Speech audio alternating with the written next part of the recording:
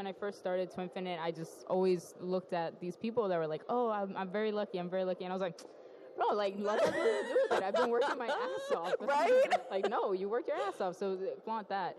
But the reality is, I don't know. I kind of get it now. Or I don't know if it was all just me working hard. Right. But I do know that I never would have even gotten to this point had I stopped. Curve the cube will now initiate. Hey there, welcome to episode 119 of the Curve the Cube podcast. I can't believe it's already episode 119. Thank you so much for being a listener and coming along on this journey with me.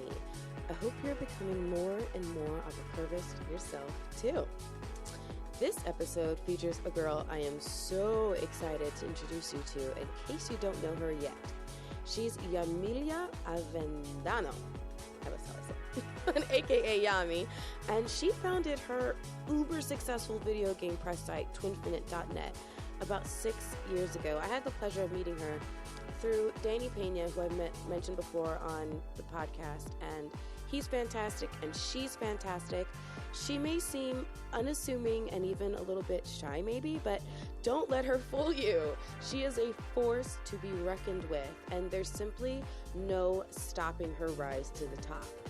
On this episode, we talk about how she gets creative with her video series, whether turning your passion into a career makes it feel like a job, feeling like you need to do it all, but for everyone else, which I think she calls her Wonder Woman syndrome, and of course, some of her E3 reviews, duh. In a bit of a formatting toss-up, I warned you I would be playing a bit with the show's format for a few episodes here and there. I will be diving deep into the whole passion feeling like a job issue in a mini solo cast before then taking the topic to the learning curve. And you'll be treated by a quick sneak appearance by one of my favorite people. Hint, you've heard him before, and he has a dear friend named Scooter. So just a quick couple of reminders here. Please check out all the shows on the Flintstone Media Podcast Network by going to fsmpodcastnetwork.com and join the conversation on Facebook with the Dreamers Become Doers group. Head to dreamersbecomedoers.com for all the info. So, now to catch you up on what's going on with my journey. Again, so many updates, so I'll roll through them lickety-split. Oh my gosh. I can't believe I forgot to mention on the last episode, I just couldn't believe myself, that Adam Carolla, the Adam Carolla, gave me a shout out on Twitter. Technically, he gave me a super sweet love you, which was so awesome. Let's see. Okay, number 2. I've been landing some great podcasting clients these last couple of weeks, so yay. I'm sure I'll be mentioning their shows on future episodes, so keep watch on this space for that. Number 3. You may remember my friend Teresa Chambers from my Podfest episode, which was episode 110, and she has her own podcast you should totally check out called Business of Style, but she's also asked me to be the featured influencer at her next Women Entrepreneurs Brunch, and I'm so honored. I'll be there answering all kinds of questions about podcasting. So if you're in the South Florida area, it will be on Sunday, July 23rd. And you can find all the information on her Facebook page, 10th Muse Enterprises, or on the Flintstone Media Facebook page. I would love to meet you there. And finally, number 4. This is huge. I will be an Ignite speaker for Podcast Movement in August. And I can't wait. The founder, Jared Easley, who was also on that Podfest episode, has also asked me to contribute one of 4, yes, only 4 articles that will be included in their program. So I am beside myself excited, super looking forward to Podcast Movement coming up, and I'll be headed to California for that. It's going to be so much fun. Alrighty, let's get into the conversation with Yami of twinfinite.net already. And I apologize in advance for my massive case of the giggles. All right, guys, so I'm Jemmy, and I am excited today to talk to my girl, Yami. let me tell you, I am so inspired by you. It's not even funny. Oh, no. You're a rock star. No. Yeah, you are. Yeah, you are. I want to be you when I grow up. So I know you just got back from Well, first of all, let me rewind. So you are the founder of Twinfinite, which is huge in the gaming community. So it's not why don't you serious. oh yeah, it is. Don't be shy. So why don't you give us like a rundown on what Twinfinite is and what your mission is and why you founded it? Well, basically, I was bored one day while in college. I went to FIU. Yeah. And I was bored as a sophomore, so I started a video game site. And then we just write about video games. We cover all the latest releases and everything like that. And we go to conventions and we make videos. And yeah, we do all that stuff. Oh, and speaking of making videos, okay, so I watched your E3 video. Oh, got the vlog? No, I was giggling literally immediately. Like the whole presentation of it, oh my God, I was going to pee my pants. It was so funny. Oh, You're thank you. really funny. Oh, thank you. You're very clever. I really liked it. Oh, thank you. And not only was it funny, but I liked how at the end you kind of made it inspirational. Oh, yeah, you had like a sunset shining on you and everything. I was like, this girl goes deep. Dang. Good job. Yeah, I thought it was the perfect shot for that moment. It was like a wedding proposal had just happened. Everyone's like in the mood and everything. But what I really liked about your message at the end was that you talked about how you should never give up. Yeah. Okay, so the whole mission of my mission with Curve the Cube is to inspire people to go for their dreams and do what they want to do and be passionate about their lives. And when I heard that message about not giving up, I was like, that's right, you nailed it. You tell them, girlfriend. And you said sometimes there's luck involved, right? Maybe, but it's about persistence at the end of the day, because if it wasn't for your persistence, you wouldn't have been ready to receive the luck anyway. Yeah, exactly. It was a huge thing that I when I first started Twinfinite, I just always looked at these people that were like, oh, I'm very lucky, and I was like, bro, like, luck has nothing to do with it. I've been working my ass off. Right? Like, no, you worked your ass off, so flaunt that. But the reality is, I don't know. I kind of get it now, or I don't know if it was all just me working hard. Right. But I do know that I never would have even gotten to this point had I stopped. That's true. So yeah, that is absolutely true, because if you stop yourself, then you never know what you've missed out on. Yeah, so you exactly. should never, ever, ever give up. Even if you fail at the end of the day, I know. It doesn't matter. You tried. Failure will be part of the process. Oh yeah, we lot. failed a lot. I fail like every year. At least for me, it's been. I don't know. I failed a lot of times.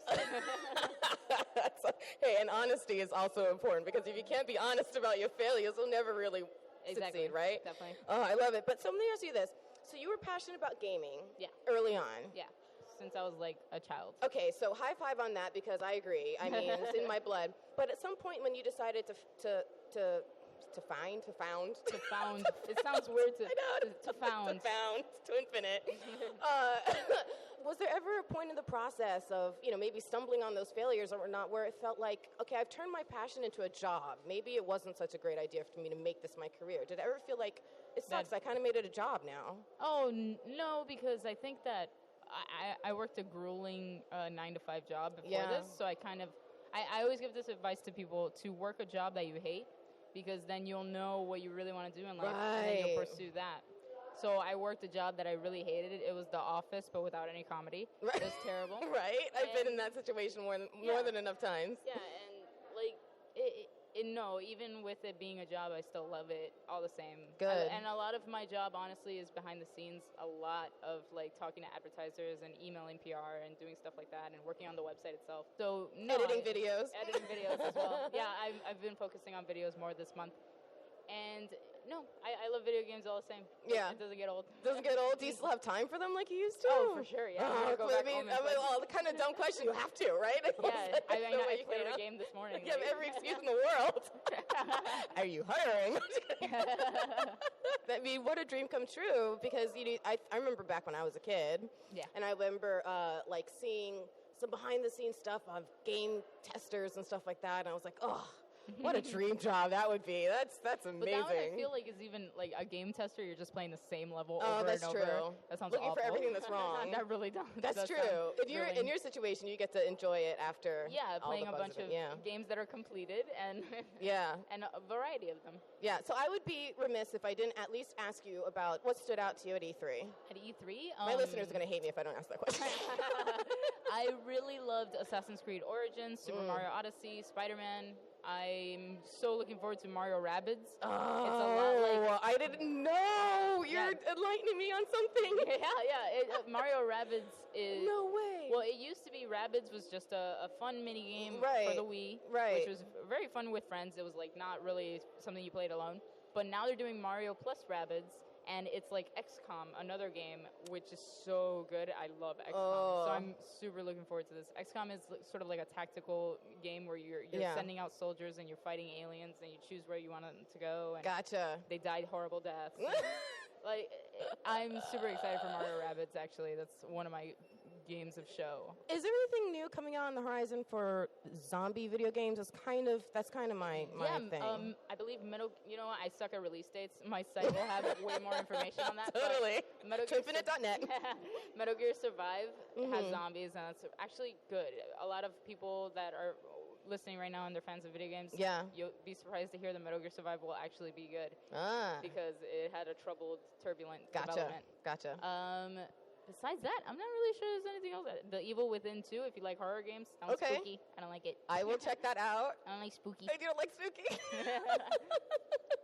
Let me ask you a question, because if you're the founder of Twinfinite and you're talking about dealing with advertisers and marketing and all this other behind-the-scenes stuff besides just the glitz and glam of going to E3, there's all this other stuff involved.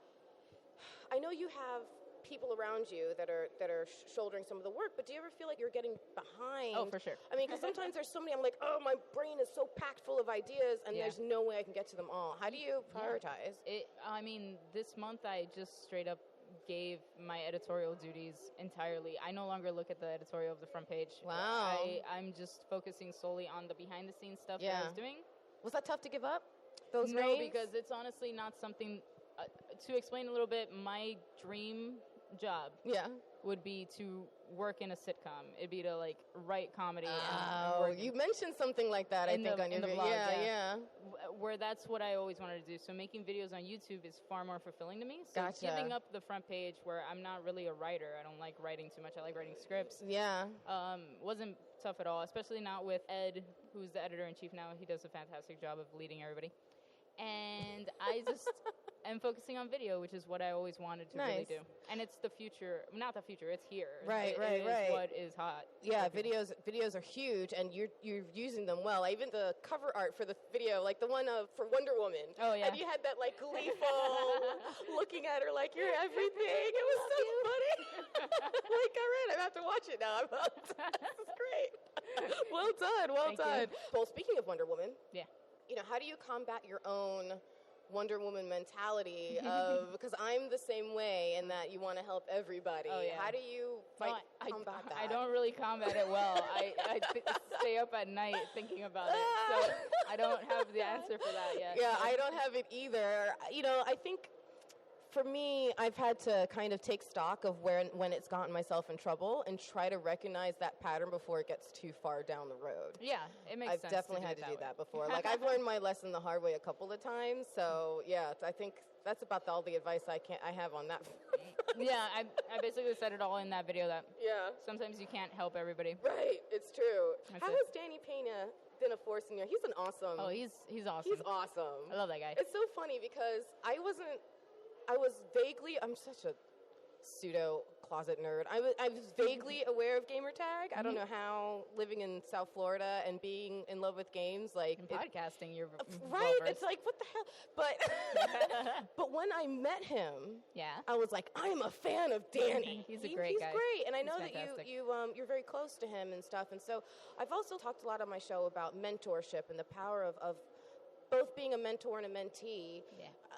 As you look back on how Danny has kind of helped, cultivate you and help you out, how have you pushed that forward? I know it goes to the Wonder Woman thing a little bit, but I've used everything that I've learned from him, and he's been very generous. And it taught me a lot that, helping people is okay, even if they may seem like competitors. We're all just working together. Yes, I 100% agree about that, because a good tide can raise all ships, and so wow, that's weird. I saw that quote today for the first time. Oh, well, then there you go. I wrote it. I actually wrote it, and then Psycho sent it to you this morning just so we could have this moment on the show.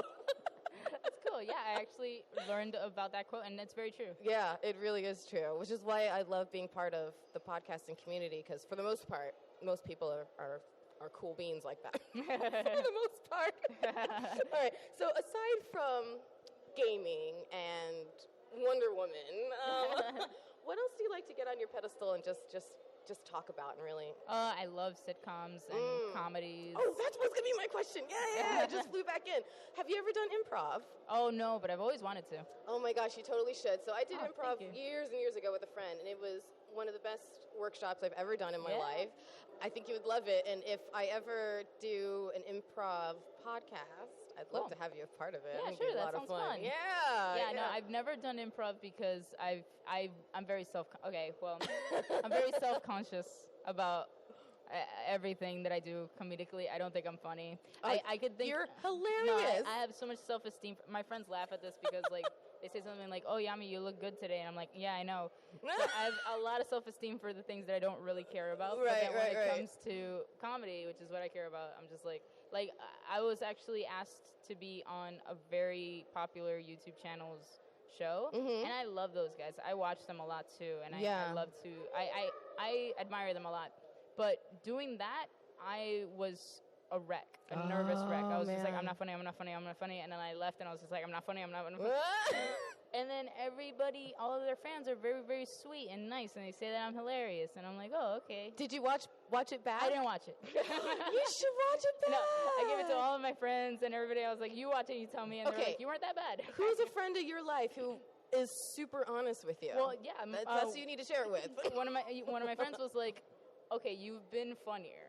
Okay. But you weren't bad at all. Like, you were still funny. And that's a good start, you know, Yeah, especially when you're full of nerves and stuff. Yeah, I was completely Maybe all nervous. these video blogs that you're really focusing on help shake all that out. No, I don't think it will. I think it's because I think I'm just nervous as hell in front of those people. I think they're really great. So I'm just like, you're cool. You got like fan syndrome and immediately shut down. Just stop. That has happened to me before. I know what you mean. Oh, it's the worst. Yeah. All right. Well, I got to figure out a way to get you out there because I think you got it. You got it, girl. So, Thank you. Well, listen, I really appreciate you taking a few minutes to chat it up with me. You know, I think it's really important to never give up. What's been like your hardest roadblock? Let me not leave without asking you that question. Around when Fallout 4 came out, which I think was 2015. Yeah. Like November, we lost 4 years of the website database. And we had no backup. As a former database analyst, my heart just stopped a little. Yeah, we lost 4 years worth of things. Oh no! That was hell. How did you recover? What did you? Copy pasting articles from the webarchive.org. Oh, which keeps cache of like everything. Yeah. Yeah. The what do they call Internet Archives? It's called the too. Internet Archives. Yeah. We just copy pasted our articles back. I can't even imagine. It was hell. I can't. Did you learn like major lessons on how to? Back avoid up that? like literally 5 times every day, and never work with that hosting provider. There you go. Yeah, duly noted. Tell me off air so I can make the same note. All right, Yami. Well, thank you so much for chatting with me. It's been no a pleasure. Yeah, super fun. You're fantastic. Thank you. So I wanted to dive deeper into the idea of whether turning your passion into a career makes it feel like a job. Okay, so I would be totally lying if I was like, never. Working on your passion every day is all lollipops and roses. Woohoo! Fantastic day after fantastic day. Okay, that's just not true. But what is true is, number one, it is a lot better than whatever the heck I was wasting my life on before. And number two, that idealistic mind frame is certainly true most of the time. But let's face it, if you are hustling and pursuing your dream, there are going to be things you have to do that have nothing to do with the dream itself. I don't recall a single conversation with an artist about how stoked they were to file their taxes every year. It doesn't happen. And that stuff is obvious, right? But I'm going to dive deeper in my discussion today. Does the practice of doing your passion and craft every day, instead of just the once in a while, like hobbiness of it, wrapping around it all the obligations of the other stuff you have to do, injecting deadlines and client expectations, etc., does that ruin the blissfulness of being in the moment with your passion? I remember a conversation about 2 years ago now that I had with one of my closest friends, who I'm actually having lunch with a little later today, so shout out to friend. I didn't get permission for him to share this, so he'll remain nameless, but my most dedicated listeners can probably figure out his secret identity. Anyways, we were at lunch one day, and I was marveling, as usual, about his photos posted over the last few days. Totally talented photographer, this one. And I asked him if he would ever go after his photography full time. I admit I was a little surprised at his answer. I was expecting something along the lines of, "Man, I wish," or, "Well, that would be a dream come true," to which I was thoroughly prepared to give him my, "You can do it, you're so talented, get her done now," pep talk. But what he actually said was, "Nah, I don't think so. Then it would seem like a job. Right now I'm doing my photography for me, and I like it that way." I admit I was stunned. As someone who had grown to hate her established career and had recently broken free, I just couldn't understand that viewpoint. But as he continued to explain, what he had to say made a lot of sense. He explained that some of the joy that he gets from his photography is capturing life in the spur of the moment. He likes photographing subjects that move him right then and there. If he starts having paid gigs, he envisioned seeing himself obligated to capture moments that weren't that moving for him, and thus maybe lose some of that joy. I mean, I still don't totally agree with it, but at least it made sense for him, and I can understand and respect that. But how much validity is there in that?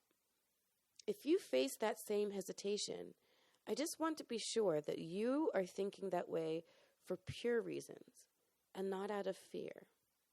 I'm not really sure yet which side I find him on. I think it might be a little bit of both for all of us.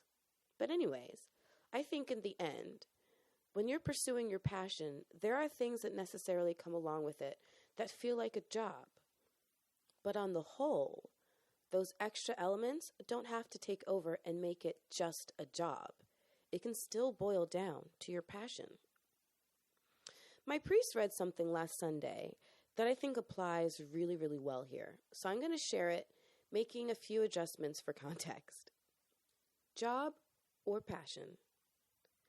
Some people have a job. Others live their passion. What's the difference? If you're doing it just because no one else will, it's a job. If you're doing it to serve your life's purpose, it's a passion. If you quit because someone criticized you, it was a job. If you keep on pushing forward, it's a passion. If you'll do it only if it does not interfere with your other activities, it's a job. If you are committed to staying with it, even when it means letting go of other things, it's a passion. If you quit because no one praised you or thanked you, it was a job. If you stay with it, even though nobody recognizes your efforts, it's a passion. It's hard to get excited about a job. It's almost impossible not to be excited about your passion. Every industry is full of people doing jobs. But you and your hard work can truly stand out when that industry is your passion. We were not made to be stuck in a job. We were made to live excited by life by using our talents and following our passions. Wasn't that great? I loved it as soon as I heard it and just had to ask Father Marty for a copy to share with you. So shout out to St. Joe's Episcopal Church. Love that place. And I also reached out to my podcasting mentor, Glenn Hebert, a.k.a. Glenn the Geek from the Horse Radio Network. So I'll leave you next with that chat and then take it to the learning curve on the other side. Here we go. All right, so I am so excited to finally introduce my listeners, all of you out there, to the voice behind the man that I've mentioned a time or two or 15 on the show before, Glenn Hebert, also known as Glenn the Geek, founder of the Horse Radio Network and just mentor extraordinaire. When I threw this question at him, he said, "You know what? Let's do an interview." So I, of course, said, "Of course." So, Glenn, welcome to what I can only assume will be your first of, and this is me putting my prayer hands together, many appearances on the Curve the Geek podcast. You know, I'd be happy to anytime. Thank you. So, how many shows is your network currently celebrating right now? 14, soon to be 16. We produced 80 episodes last month. Oh my gosh! So we're a little busy over here, and that's with 32 hosts and only 3 people working in house. So we have an editor, 4 people actually. We have an editor, a guest booker, and then my wife and I are full time. You definitely have your hands full with this passion turned project turned career. And you said before that, it's been your dream for a long time to be an entertainer. It's just in your blood, it's in your DNA. And you clearly also have a lot of passion for horses and the horse community. And you found a really great way of putting all of that together through podcasting. So let's be honest, Glenn. I mean, 80 episodes in 1 month, you have all this stuff to do. Any regrets? No, there's no regrets because you know what? Any job is difficult, right? Any job you have, whether you're working for somebody else or for yourself, is difficult. When I first started, we didn't think about this as becoming a full-time thing. I was working for somebody else, just like everybody else who starts podcasting, and my wife was working for somebody else. I went about 3 years before my wife came in full-time. So then she came in full-time when she actually got laid off, and I said, well, look, I'm at the point I need to hire somebody. I might as well hire you. You're going to go out and work, and I'm going to pay the same amount to somebody else that's going to come work for me. So that's what, and we had worked together before, so we know that was possible without killing each other. So, we knew that was possible because we both work at home. To answer your question, it's both. Okay. It's still a passion. It's still something you love to do because it's something you want to do. You're working for yourself, but it is also a job. There's all the things that a job entails. And, I disagree with the people that say if you're doing your passion, it's never a job. That's not true because there's always things you're doing that are a job. The bookkeeping, when you're a small business, you can't hire all that out. So you're going to end up doing the sales. In my case, I have to sell all the advertising, we coordinate all the hosts. They're the paperwork side, the mundane side is a job. It is because you have to do that job or your business isn't going to be around. If all I had somebody has to. Right, exactly. Somebody got to do it. And you're a small business owner, you're doing it all. So I don't care what you're doing, if you're a framer or you're an artist or whatever you are, there's a certain portion of your job. In my case, it's about 30% that's on the air, and the other 70% is my job. Right. The 30% is a lot of fun because I get to entertain and have a good time and everything. And then, now, that doesn't mean I don't enjoy other parts of my job, okay? I do enjoy sales, but sales is sales. There's days you enjoy that, and there's days that you don't. Right. Any salesman will tell you that if they're honest. I imagine the days when you close a lot are the days that you those are the days you really enjoy it, and then the days you have calls like a couple like I had last week, it's just frustrating, But that's sales. That's part of the job.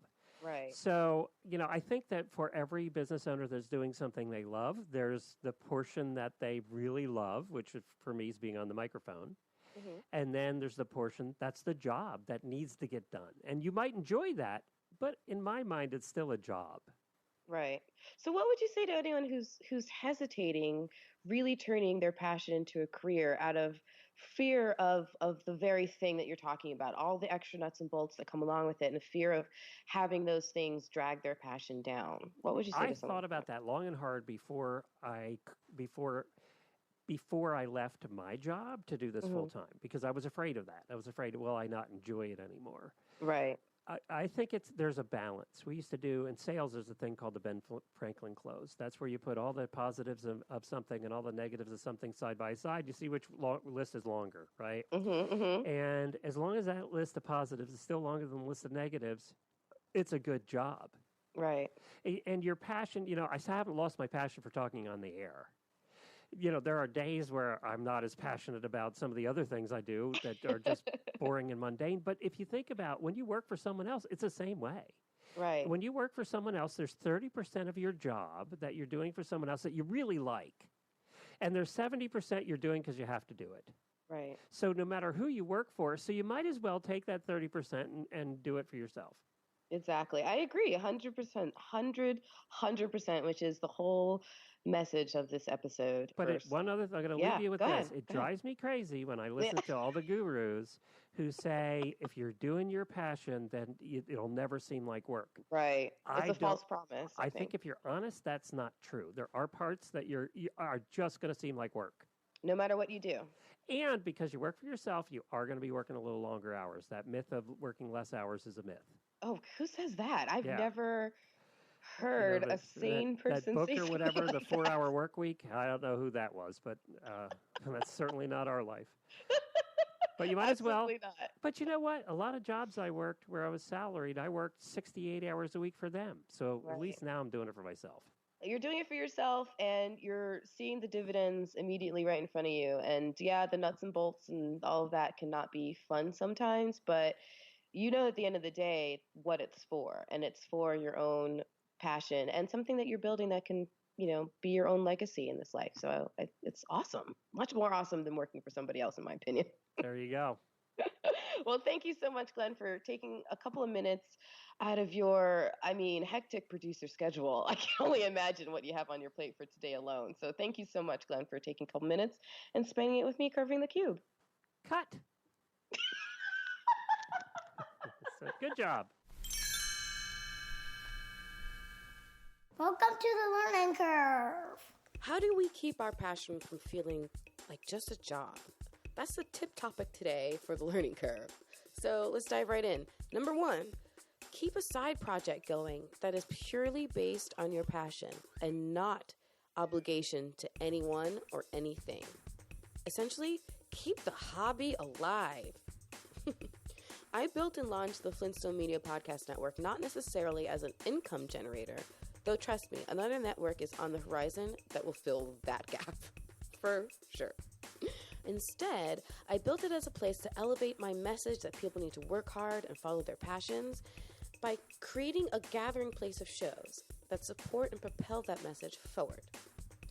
I also wanted it to act as a network for shows that are just trying to get off the ground on some solid footing. Part of my passion for podcasting compels me to encourage others to enter the space, which is a unique attribute of the podcasting community, I must say. We are such an unsaturated industry that the cutthroat competitiveness you see in other industries hasn't really been born yet. It's kind of nice, I must say. But having the FSM Podcast Network to concentrate on as an unfiltered and undiluted podcasting endeavor has allowed me to retain something completely pure and honest in my passion pursuit. So I encourage you to do something similar. Number 2, keep the creative juices flowing. Whether in the projects you are doing for yourself or for a client, keep flexing your creative muscles. Spice things up and look at your work through new angles.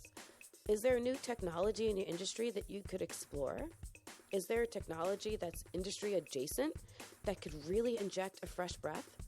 In fact, speaking of creative ways to use tech, you should check out my other show, Eggheads After Hours. So I'll just let you listen to that podcast. I recommend starting with episode 9 for ideas on using tech to spice up your project. Totally shameless plug alert. But challenge yourself to reach a new level of heights in your project. Where can you go from where you already are right now? What's the next piece of the pie you can be reaching for? Set a new goal and get creative on how to reach it. Never stop challenging yourself. Number 3, consider partnering with someone on a project that will make it more interesting. I'm working on something with my girl Teresa that I'm really excited about. I'll share details sometime much later, but working on that project with her is doing 2 things. 1, allowing me to work on something adjacent to my podcasting that, in the long run, will make elements of my podcasting so much easier. 2, I can take on a project that I know is another big commitment without shouldering all the responsibility. so I'm much more likely to dive in, even considering how full the rest of my plate already is. Number 3, working with another creative like Teresa allows us to take each other's ideas and envision more through each other's eyes. It keeps it really exciting and interesting. So, as a whole on this learning curve, to recap, 3 tips to keep your passion from feeling like a job. No matter how much jobby stuff you have to end up doing to support your passion. So, number 1, always have a purely passion-based side project going. No deadlines, no alternate agendas. Number 2, keep pushing your creative boundaries, like Yami concentrating on making her company's videos more personal. Switch things up and flex your creative muscles. And 3, partner on a project with another creative force. And that's today's learning curve. Thanks for checking out episode number 119. Please email me at curvethecube@gmail.com, and if any of these tips helped you on your journey to becoming a curvist, please let me know. I love hearing your stories of how you're going from being a dreamer to being a doer. I also want to remind you of my friend Estelle's GoFundMe. She's from episodes number 21 and 83, and her family could use help with medical bills since her father has been diagnosed with liver cancer. I'll leave the link in the show notes. Any amount you can contribute, even if it's just $1, would go a long way. All right then, now go out there and curve that cube. And if you want to start your own podcast, head to Libsyn.com and use my promo code IGNITE in order to get your first month of hosting free. This has been your host and producer, Yami with Curve the Cube, proudly a part of the Flintstone Media Podcast Network. Head to curvethecube.com. You have successfully curved the cube.